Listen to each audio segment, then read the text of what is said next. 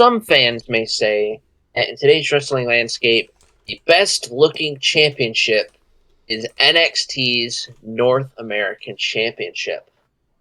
Now, Anthony, would you be shocked if I told you that there was once a WWF Championship? I would be surprised because, if one thing I know about wrestling is that they never, ever recycle old ideas into new ones. Everything they ever do is original. They thought of it for the first time. I know there's an NXT North American Championship. I believe that is the first and only North American Championship to ever be held in the World Wrestling Federation. I hate to burst your bubble, but there was a WWF North American Heavyweight Championship all the way back in 1979. You gotta be shitting me. Unlike the other championships that we've touched on in tier list recently, this one, lasted for more than a year. It went from February 13th, 1979, all the way to June 13th, 1980. That's right. They have 16 months with this championship. 3 men have held it. 2 of them are well known to WWE, WWF fans, and one of them, even I wasn't sure of who he was. I know who this other person 3 is. men.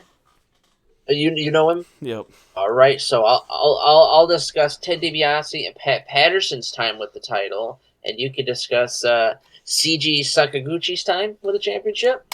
Okay, yeah. All right, so the title did begin with Ted DiBiase. It was actually awarded to him when he signed with the company, and this, as I said, was in '79. So this definitely predated his $1 Million Man persona. Ted DiBiase was one of the better wrestlers in the industry at the time. He dominated in Mid-South wrestling during his career, in the NWA. His father, of course, was a wrestler. That's the WWE bringing him in. That was a pretty big coup to them. And as some companies would do, they'd give the guy a title. So he just starts off fast track. A month after this, the WWF was renamed the WWF, and the title was renamed accordingly. He held it for 126 days until Pat Patterson came along and beat Ted DiBiase on June 19th, 1979, and Pat Patterson would hold it for 158 days. And then Pat Patterson, he wouldn't officially lose the title. If you remember, the Intercontinental Championship was formed and created out of the ashes of a tournament that was held in Rio de Janeiro, where Pat Patterson went down as the North American champion. And, of course, there was the South American champion. And Pat Patterson won the tournament, became the first Intercontinental champion. History was created. Nonetheless, though, CG Sakaguchi was awarded the North American Championship after he defeated Pat Patterson at a New Japan Pro Wrestling house show. As he should. CG would then go on to keep the title for 532 days before the WWF abandoned the title. This is one of those situations like when they first did the Cruiserweight Championship, when they had the women's title, there's numerous other titles. It would get defended overseas, but WWF never really acknowledged it besides that. And as I said, April 23rd, 1981, it was finally deactivated. CG held the title for 532 days. And it was finally deactivated, like I said, April 23rd, but WWF stopped recognizing it as of June 13th, 1980. Whoever was doing the updating of the record books probably noticed this and said, hey, we should probably report on this one. It's just interesting that Ted DiBiase and Pat Patterson, both well-known WWF guys, and then, like I said, it ended over in Japan. But enough history here. We know what you're here for. You're here for us to rank the WWF North American champions. So first, I'm going to go with the inaugural champion, Ted DiBiase. Now, Ted DiBiase did hold this, as I said, 126 days, the least amount of days. And that's after being the inaugural champion and having the title created for him. Now, if I have something created for me, I'm going to want to hold it for more than 126 days. And apparently, it embarrassed him so much, he went away and came back as the $1 Million Man. I'm going to put Ted DiBiase in the C tier for this championship. Not based on what he would do later on or what he would do in Mid-South or even WCW as Trillionaire Ted, but just as the North American champion. Next, we have good old boy Pat Patterson. You know that when he handed this championship off to the ring boy, he made sure that it was taken care of. Jesus. You know, the ring boy would shine it up, he'd spit on it, he'd make sure it was clean, didn't want any messes. But this is usually done in secret just because, you usually didn't want the ring boys to hold something as prestigious as your championship, Right. Makes sense. Pat Patterson did hold it for 158 days. He was the last WWF recognized North American champion. And, as I said in kayfabe, he never lost it. It just became the Intercontinental Championship. I think with that kind of lineage, it's only fitting that Pat Patterson gets the S tier. The S tier. S for spit, S for suck, S for scandal. A lot of S words. S for shithead.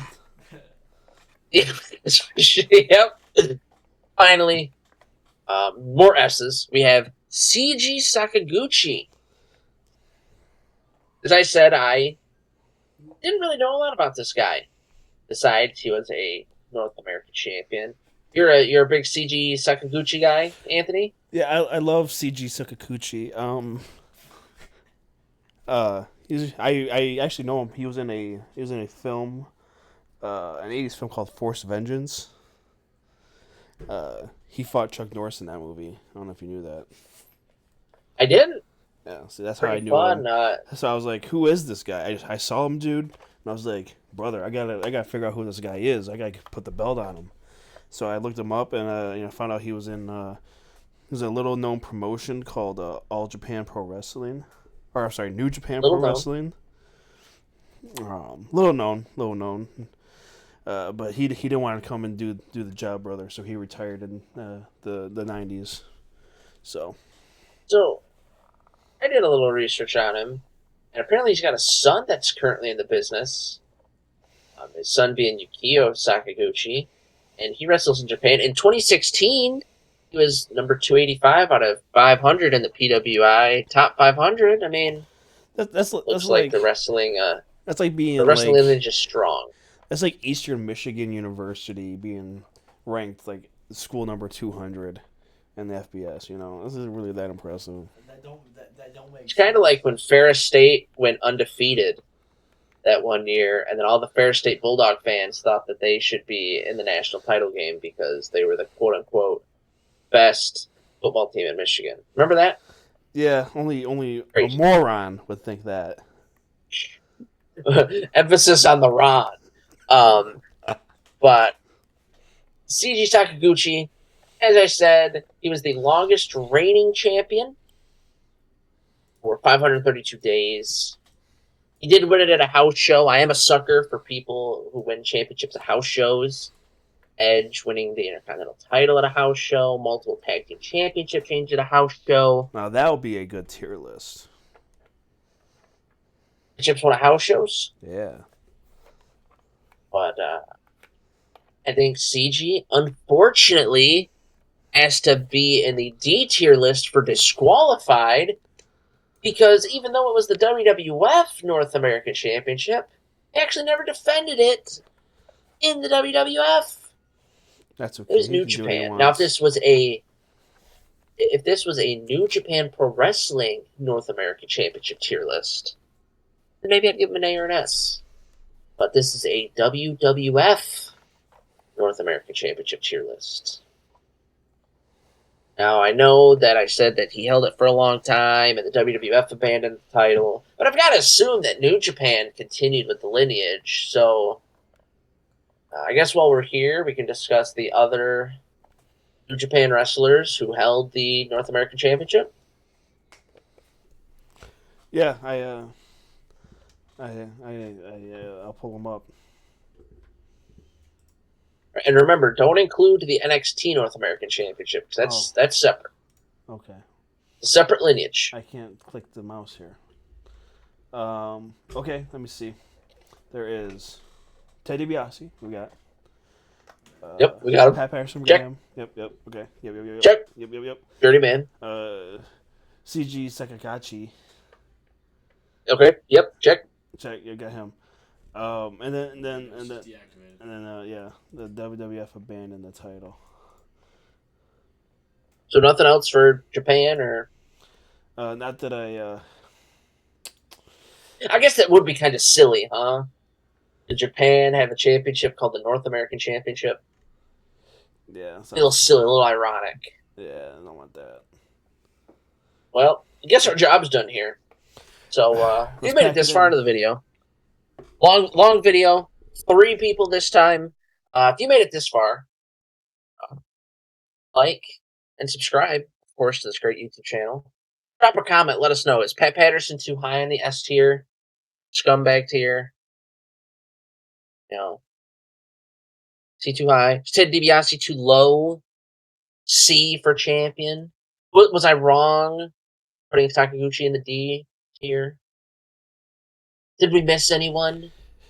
Maybe someone's got some insider information out there. DiBiase we put him in the C tier for see you next Tuesday for another video from Pro Wrestling Proverbs. Yes, exactly. And until next Tuesday, where can people find the links for our other social medias and our other media endeavors? Linktree./PW Proverbs. All right, and then what's on there? Facebook, X, Instagram, Threads. There's a lot of stuff on there, like Spotify. Yeah, YouTube. A lot. There's a lot on there. You're just gonna have to just go and check it out. There's too much for me to say in one video. I'll be here all day. Yeah, especially with how long we took on this list. Just make sure you like, comment, subscribe, and we will see you later.